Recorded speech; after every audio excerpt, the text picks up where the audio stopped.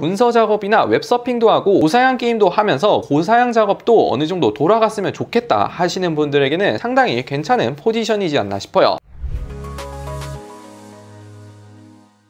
안녕하세요, IT 진심인 남자 티노입니다. 오늘은 제가 이전에도 한번 소개해드렸던 갤럭시 북4 아무 옵션 없는 가장 기본 제품을 소개해드렸지만 이번엔 옵션이 좀 많이 들어간 외장 그래픽 버전도 한번 리뷰해볼까 합니다. 빠르게 살펴볼게요.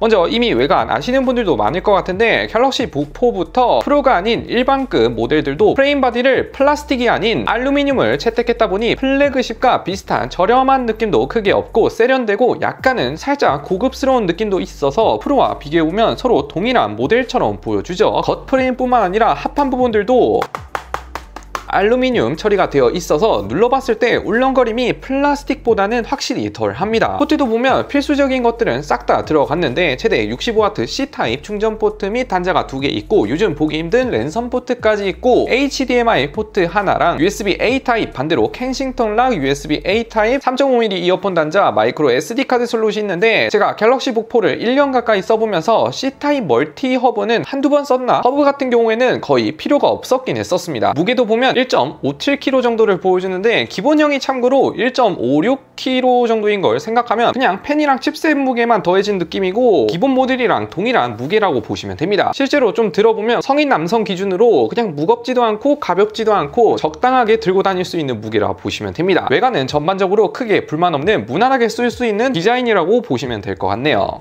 대망의 성능도 보면 기본 깡통 같은 경우에는 i5 13세대의 램이 8기가와 16기가 모델 두 가지가 있고 그래픽은 인텔 Xe 내장 그래픽이 들어갔죠. 그러나 이번에 제가 들고 온 제품은 인텔 코어 7 156가 들어갔고 램도 16기가 32기가가 있는데 16기가도 쓰는데 크게 지장 없다 보니까 저는 16기가로 선택을 했고 그래픽 카드는 엔비디아 MX570 그래픽 카드가 들어갔습니다. 바로 벤치마크부터 돌려보면 긱벤치 6는 싱글 코어는 무려 2600점대, 멀티코어는 9000점에 가까운 성능을 보여주는데 i5 13세대 기본형보다 20% 정도 더 높은 퍼포먼스를 보여주고 확실히 기본 대비 유의미한 성능 향상폭이 있긴 합니다. 특히 싱글코어는 루나레이크 칩셋과 동일한 퍼포먼스까지 보여줬습니다. 3D 마크 점수도 비교를 해보면 먼저 타임스파이 기준으로 점수는 3300점대를 보여줬고 i5 13세대 기본형이 참고로 1500점대인 걸 생각하면 GPU는 무려 120% 정도 더 높은 점수를 보여줬습니다. 시네벤치 R23도 보면 싱글은 1900점대, 멀티코어는 9300점대로 15% 정도 성능 향상이 있는데 전반적으로 기본형 대비 CPU는 20% 정도 더 높다고 볼 수 있고 GPU는 2배 조금 더 높은 성능이라고 보시면 됩니다. 그래 뭐 성능 좋은 거 알겠으니까 게임도 한번 돌려봐야죠. 오버워치2 테스트를 해보면 인텔 내장 그래픽으로는 매우 낮은 60프레임을 간당간당하게 플레이가 가능한 수준이지만 외장 글카 버전은 오버워치2 중간 옵션으로 돌려도 5, 60프레임 정도를 보여줬습니다. 난전 시에도 플레이하는데 크게 지장이 없었고 오버워치2까지는 노트북 치고는 플레이하는데 상당히 쾌적한 느낌을 보여줬습니다. 배틀그라운드도 해본 결과 매우 낮은 옵션으로 플레이를 해보면 비행기를 탈 때 일시적으로 프레임 드랍이 있는 것 외에는 평상시 혹은 난전시나 파밍할 때는 60프레임 내외를 잘 방어해줘서 뭐 이것도 플레이하는데 저한테는 딱히 큰 무리는 없었던 것 같아요. 추가로 롤이라든지 발로란트 이런 건 당연히 플레이가 가능하고 고사양 게임이 어느 정도 가능하다고 보시면 됩니다. 그리고 외장 그래픽이 뭐 성능이나 게임 벤치뿐만 아니라 영상 편집하는 사람들한테도 상당히 체감이 되는 게 Xe 내장 그래픽도 좋긴 하지만 외장 GPU가 있다면 FHD는 당연하고 4K까지도 어느 정도 가능한 4K 이상 렌더링 할 때는 속도가 확실히 빨라집니다. 추가로 뭐 루미트리 색 보정이라든지 블러 효과 및 각종 효과 이펙트를 넣을 때도 GPU 가속이 내장 그래픽 대비 2배 이상 좋다 보니까 단순 편집뿐만 아니라 유튜브용 편집도 어느 정도 가능하고 렌더링이나 내보내기 할 때도 GPU 쿠다코어 활용도 가능하다 보니 렌더링 테스트 기준 외장 글카 버전은 1분 30초 만에 완성이 됐다면 갤북4 기본형은 2분 30초 정도 걸리는 확실한 속도 차이를 보여주죠. 일단 FHD 환경에서는 상당히 쾌적한 편집이 가능했어요. 발열 테스트도 간단하게 해보면 시네벤치 R23 싱글코어 10분간 돌리고 측정을 해봤는데 최고 온도는 43도 정도를 보여줬고 발열은 키보드 중간 부분에서 올라오는데 숫자 패드 부분이나 트랙 패드 부분은 30도 초반의 미지근한 온도를 보여줬습니다.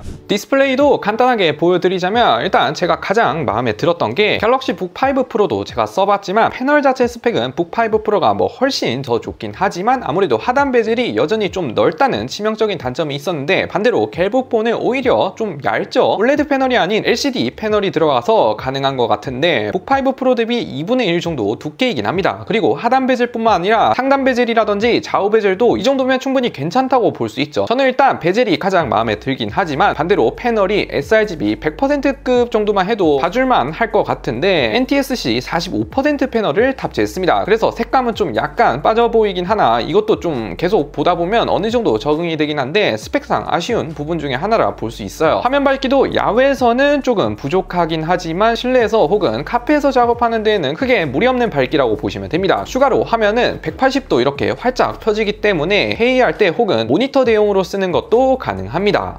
배터리도 보면 조금 마음에 드는 요소가 54W씩 용량이 들어가 있고 기본형은 참고로 45W 어댑터가 기본 제공이 되지만 외장 그래픽 버전은 좀 더 높은 65W 어댑터가 기본 제공이 되더라고요. 그래서 최대 출력을 65W까지 받을 수 있고 충전 속도보다는 최고 성능을 좀 더 끌어올릴 때 더 도움이 되겠죠. 실제로 돌려보면 65W 최대 충전까지 올라가는 것을 제가 확인했습니다. 배터리 용량은 게임이라든지 고사양 작업을 계속 할 때는 충전선이 필요하지만 웹서핑이나 문서 작업 혹은 쇼츠 편집 같은 거 할 때는 내장 배터리로도 충분히 퍼포먼스가 나오고 실제 사용을 해보면 반나절 논스톱으로 사용이 가능하고 카페에서 3-4시간 정도 작업한다 할 때는 충전 케이블 없이도 사용이 가능했습니다. 단순 화면 켜짐 테스트는 5시간 반 정도 내외로 사용이 가능하다고 보시면 됩니다. 내장 스피커도 보면 그냥 무난한 느낌이라고 보시면 됩니다. 아래쪽에 5W 양옆 스테레오 사운드를 보여주는데 집에서 유튜브를 시청한다거나 아니면 뭐 가볍게 방에서 노래를 듣기에는 크게 불만은 없는 사운드이긴 하지만 나는 스피커 귀에 예민하다 하시면 소형 스피커를 활용하시면 되지 않을까 싶어요.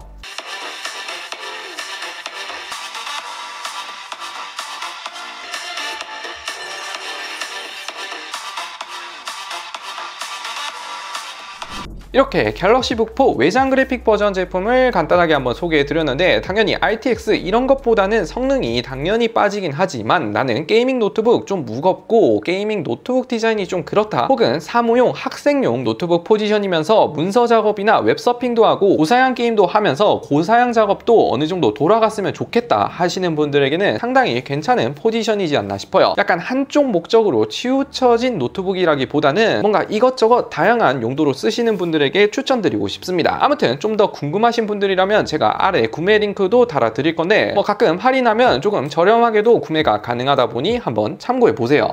끝!